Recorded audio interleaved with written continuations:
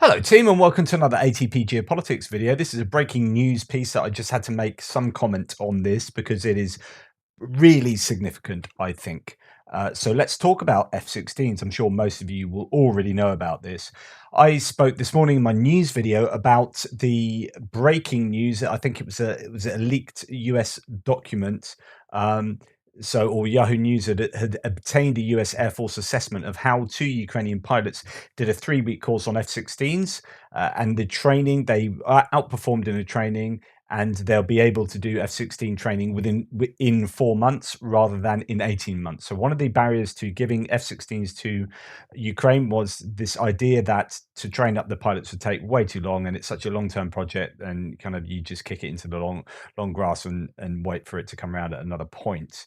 But everyone really understood how important, everyone in the know understands how important these aircraft are for Ukraine, and how important it is for them if they want to win the war, in a convincing manner, and not to have this thing drag on. You just got to give everything now. And so really, for Ukraine to, well, ideally to succeed as effectively as possible in the counteroffensive, they would need close air support from aircraft. They would need air superiority, etc., etc. They don't have that, and they won't have that.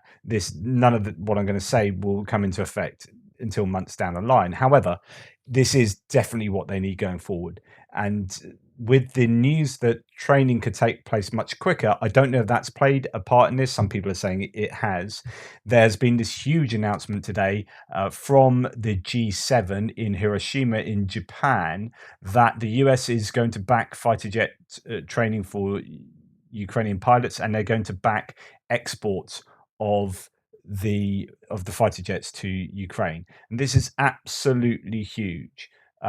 International training program to begin soon in Europe would be a prerequisite to transfer F-16s to Kyiv. So the Guardian here reports Joe Biden has already informed fellow leaders attending a G7 summit in Japan of his decision.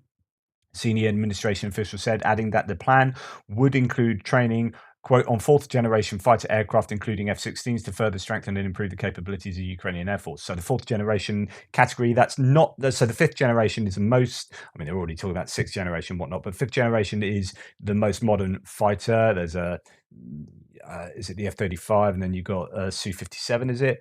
Fifth generation fighters, correct me if I'm wrong, just off the top of my head. But these are fourth generation fighters, which are very capable. Obviously, been around for a few decades. Some of these, but it includes the F-16, the Eurofighter Typhoon that Britain uses to replace the craft we used to use, like the Tornado, and so on and so forth, and France's Mirage 2000.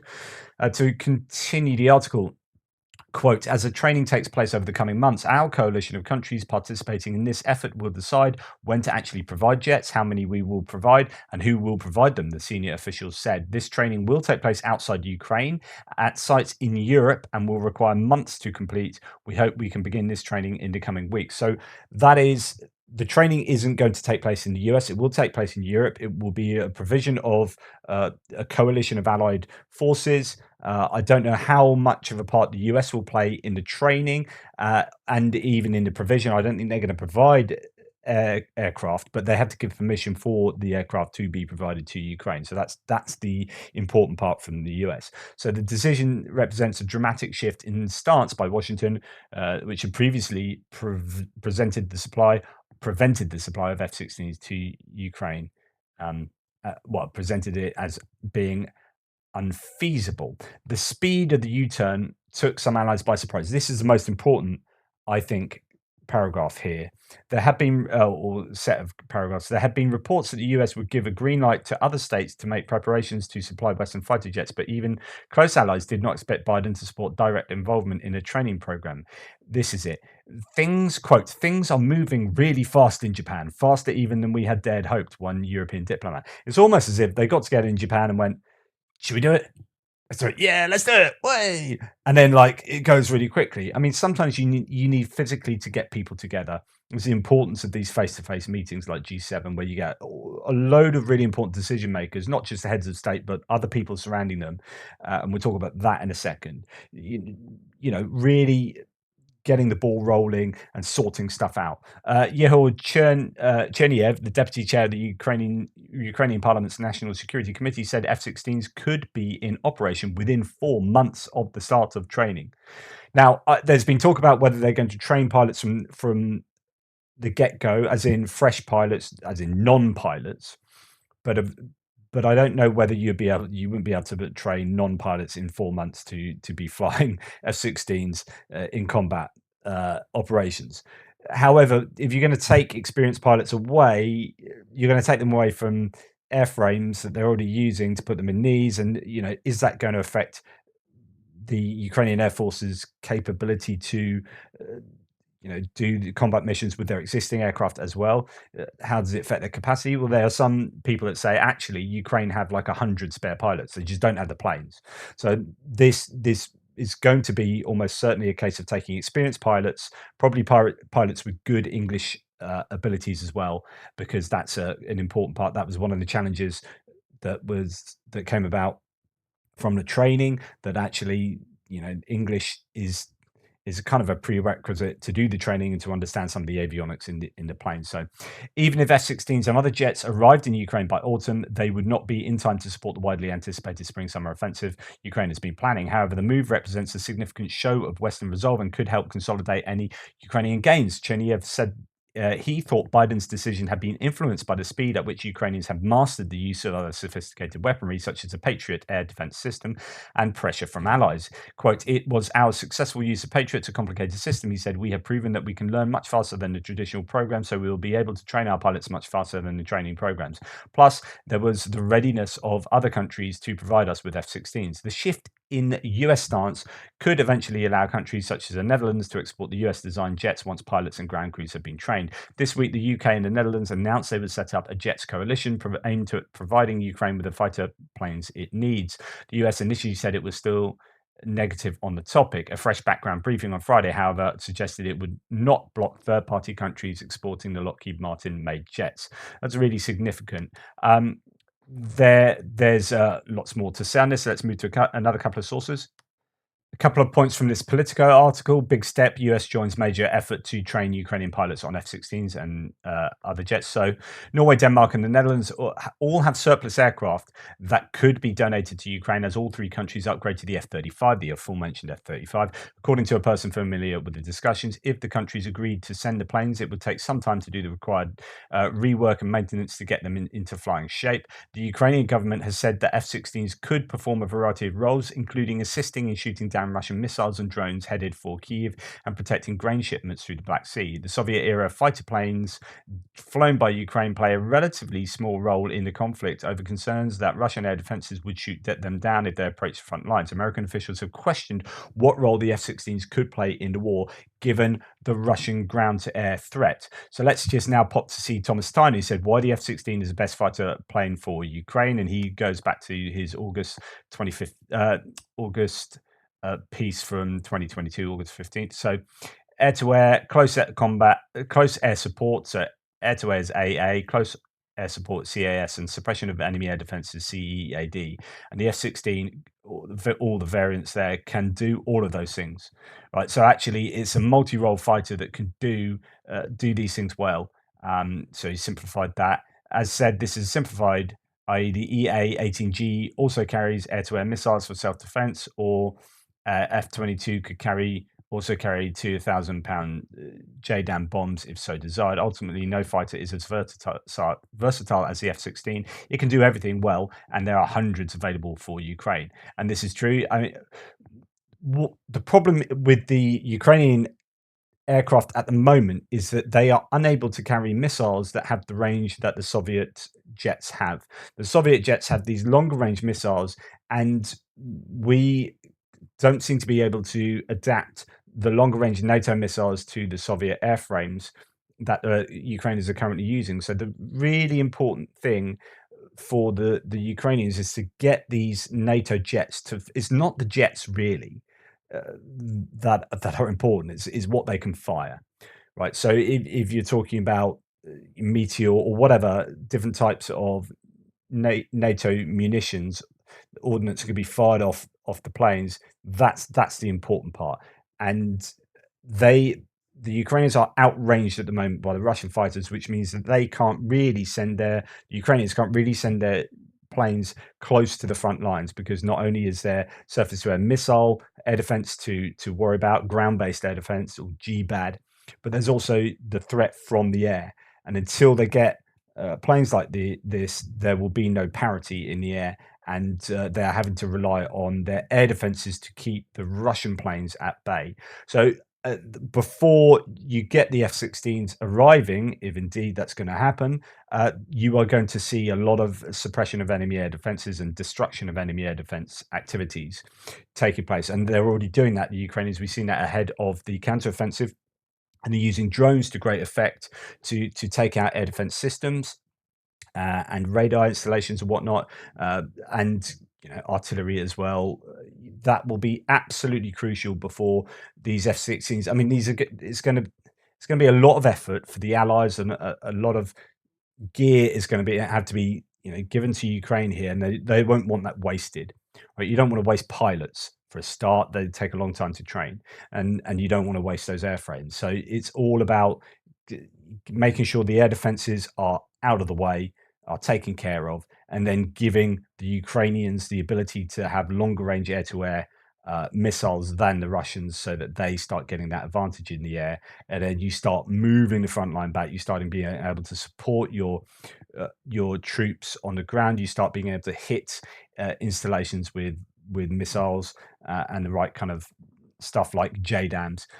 So that's importance there. Um, right, moving on to the last source here, last newspaper source. Now, the New York Times here says Secretary of State Anthony J. Blinken, who is in Japan with Mr. Biden, was a driving force behind the decision. So perhaps it's him we've got to be thankful to. Officials say that Mr. Blinken, who has led the diplomacy to assemble and maintain that coalition, considers it essential to maintain a unified front against Russia, and he worked both in Washington and with allies to help Mr. Biden reach his decision. This is what I always say: is when you blame a head of a country for either not making a decision or congratulate them for making a decision, they're usually just a spokesperson for the other people underneath that are really doing that work. And I often talk about people like Lloyd Austin, General Mark Milley, and all these people, like the actual military expertise. They're the people that are going to be making these decisions. But it's not just them; it's other people like Secretary of State here, Anthony Blinken. So Biden's got a lot on his plate. Like, he's an international leader, one of the most prominent in the world, and he's going around doing stuff at G7, which is going to be concerning all sorts of things on all sorts of different subjects. And he's got his own domestic stuff to sort out as well. So if someone tells him we're going to supply F-16s, Biden's not going to go, no, we're not, because I think X, Y, and Z. And likewise, if they say we're not going to supply F-16s, Biden's not going to say, yes, we are, because I think F-16s are going to be really useful in this context. He's not going to have a clue about the relative merits of F-16s and what Ukraine need in terms of air support, so on and so forth. So this isn't about Biden. It never is, I think, in these military decisions. There might be an element of him saying, look, I really want to do something nice. Let's do, what can we do? And then he sends people away to go and make that decision. And then he says whatever they advise. And in this case, this is Blinken having a better grip on what's going on, because that's his job, right?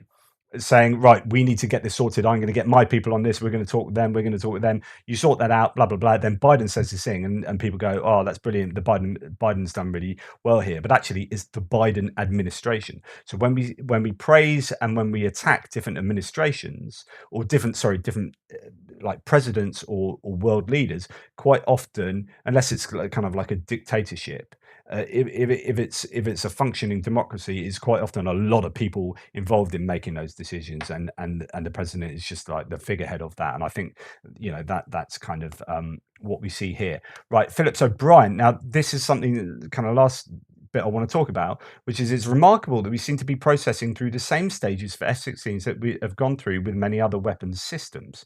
Uh, Things seem to be picking up. He says the old "it will take too long for Ukraine to operate F-16s" line will soon be a distinct embarrassment to those who are making it.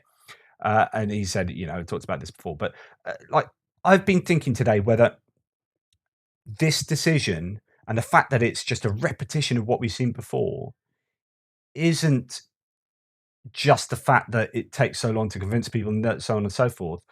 I wonder whether there was always a schedule in place, and this is just I don't know, maybe not, because you're talking about sort of Blinken being involved and these things suddenly moving quickly, and this is a change. But it seems kind of odd that there's this whole process that is being repeated. It's like taking forever, forever, forever, and it's like and then forever, forever, forever, and then. And I wonder whether what they're doing is just putting all the ducks in line behind the scenes that we don't know about and getting all this stuff in place until it gets to a point where you say, and now let's announce this to the world. And actually, they're always going to give tanks, and they're always going to give F-16s, or at least for a lot longer than we thought. And we in the public are just, you just think, oh, why are you dithering? And they're not dithering; they're frantically doing stuff. For example, if you've got people g- as we know now, you had two people a few months back going through the motions of being tested on F-16 simulators back in the US. You've already got this. You've already got this process taking place. So that process has at least been in place since February, and you would assume, they're getting that prepared maybe a little bit before. So probably the beginning of this year. The question is why the beginning of this year and not 6 months before? Okay, but it's not like they've just decided to do this. I think this is a result of stuff that's already been in place, and these are further ducks being lined up. But actually, that duck line is now quite long, to extend the metaphor. Uh, yeah, it isn't just like, oh yeah, okay, that's a good idea, brilliant, let's do it. Um, Guys, get onto it now. Come on, we're behind times. And I don't, I think it's more complex than that, more nuanced. However, yes, this has taken too long, and yes, this is really good. So those are my thoughts on this. How soon will you be able to get these to the front line? Some people are talking, well, it's going to be at least as long as the training, which one would assume is going to be about 4 months. They're going to need to get the runway sorted out and whatnot. They're going to need to get maintenance chains in place, supply of parts, all this stuff. I mean, luckily there are shed loads of F-16s, and the maintenance shouldn't be a problem. Of all the planes in the world, this is why this is one of the most attractive, is because so many nations have them, and there is an abundance of spare parts. And you're already talking about decommissioned planes being cannibalized. There'll be loads of planes that will be able to be cannibalized in order to keep the ones that are given to Ukraine going. How many planes will they get? I don't know. Interesting to think about that, because there's probably scope to give them quite a lot. So it's going to depend on the amount of trained pilots, the number of trained pilots that there will be. But you could imagine, it's not just going to be one or two. You could imagine a good, I don't know. No, I'm not going to even speculate, because I'd just be making stuff up. But you could foresee that they could be given quite a meaningful number of these craft,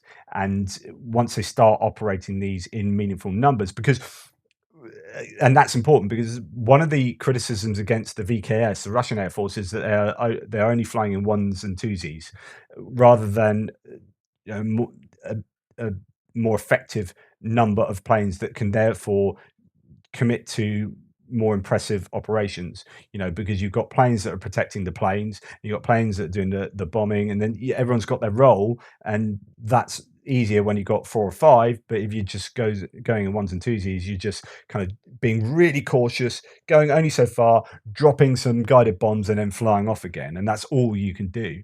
So the more planes they're given, the more effectively the Ukrainians will be able to use them. It would be my guess.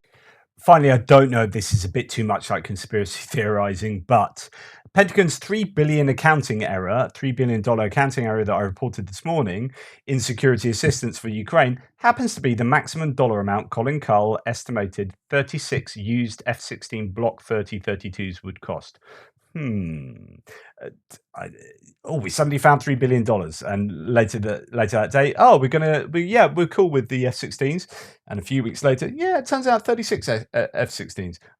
And that would be amazing, right? 36 of them, but yeah, I don't know. Uh, uh, Let me know what you think. Anyway, there you go. Those are my thoughts. Please like, subscribe, and share. Thank you for being part of this. Toodle pips. I'll speak to you soon.